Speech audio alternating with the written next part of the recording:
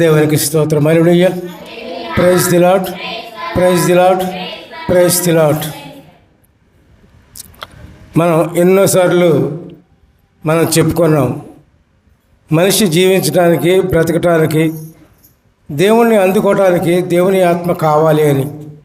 దేవుని ఆత్మ లేకపోతే దేవుణ్ణి అందుకోలేరు.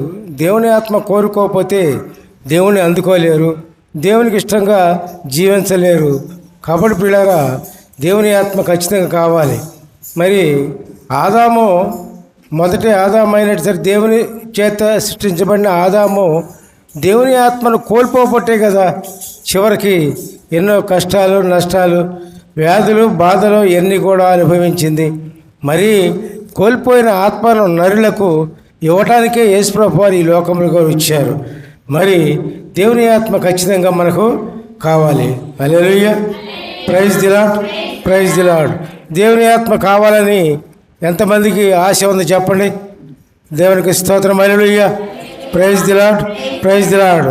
దేవుని యొక్క ఆత్మలో ఉన్న మహిమ ఎంత గొప్పదో మీకు తెలియాలి. ఎన్నోసార్లు చెప్పుకున్నాం, ఎన్నోసార్లు దేవుని ఆత్మ గురించి, దేవుని ఆత్మ ఉన్నందువల్ల ఏం జరుగుతుంది అన్న విషయం మనం ఎన్నోసార్లు చెప్పుకున్నాం.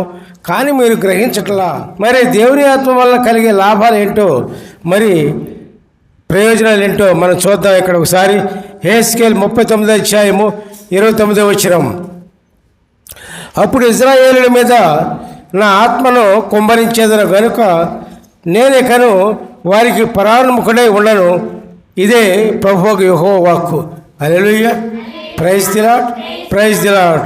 మరి ప్రియులారా, మరి దేవుని యొక్క ఆత్మ ఉన్నప్పుడు మరి దేవుడు మనకి దూరంగా ఉండడు. ఎప్పుడైతే మనం దేవుని ఆత్మను పొందుకున్నామో అప్పుడు దేవుడు మన దగ్గరే ఉంటారు. మన జీవితాలను చూస్తాడు, మన కష్టాలను చూస్తాడు, మన నష్టాలను చూస్తాడు. మన జీవితాన్నే పరిశీలించి ఆయనే ఎన్ని విపత్తులు వచ్చినా సరే ముందుకు నడిపించి మరి ఆయన తీసుకెళ్తానికి అవకాశం ఉంది. దేవునికి స్తోత్రం. హల్లెలూయా. Praise the Lord. కాబట్టి పిల్లరా, అదే ఇక్కడ అంటున్నారు, ఏమని? ఇశ్రాయేలు మీద నా ఆత్మను కుమ్మరించేదను కనుక నేను ఇక్కడ వారికి పరాముఖుడై ఉన్నాను. హల్లెలూయా. Praise the lord, praise the Lord. కాబట్టి పిల్లరా, దేవుని ఆత్మ మనకు ఉన్నప్పుడు దేవుడు మనకు దూరంగా ఉన్నాడు, దగ్గరే ఉన్నాడు. ఎందుకంటే దేవుడు లోకమంతా వ్యాపించి ఉన్నాడు. దేవుడు లోకమంతా వ్యాపించి ఆవరించి ఉన్నాడు. ప్రతి మనిషి దగ్గర దేవుడు ఉంటారు.